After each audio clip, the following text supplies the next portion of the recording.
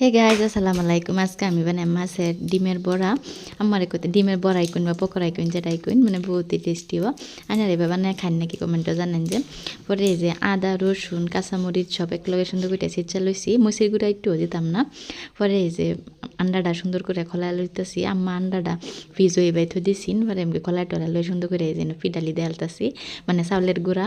পরে আদা রসুনের পেস্ট আছে যে পেস্টটা দেলছি, কাঁচামরিচ, পরে পেঁয়াজ এক্সট্রা বা ফুলে লইছিলাম এটি মানে কামড় করলে খায়া ভাল লাগবো।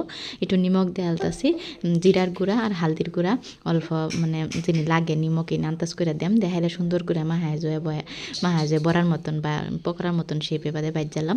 আন্যারা কেটা কেটা এবার খাইছুন জানেন যে বহুতই খাইছুন জাগে।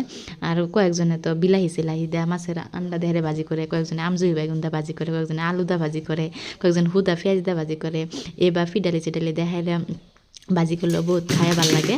আর গরম গরম এবার চাল লগেও খান যে লাল চাল লগে বা গরম গরম ভাতের লগেও খাইয়া বহুত ভাল লাগে।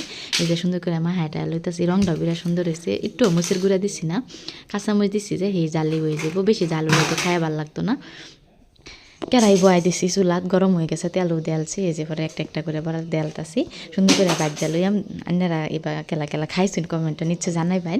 আর যদি না খাইছেন তো বানায় একদিন খাইন যে বহুতই ভাল লাগে। পরে এই যে সুন্দর করে বাজ্যা লইতেছি। আমারও কইছি লাভের হাঁকের পকোড়া বানাই, আমাদের আম্মা লাভের হাঁকেরও বড়া বানাইবো, আজকে ডালের পকোড়া বানাইবো। হেডি আর এনের লগে শেয়ার করতাম না, আমি কই মাছের ডিমের বড়া এই রেসিপিটা এনের লগে শেয়ার করি। ডালের পকোড়া তো সবই খাইছেন বা ডালের বড়া সবই খাইছেন, বহুতই ক্রিস্পিও আর খায়া বহুতই মজা লাগে।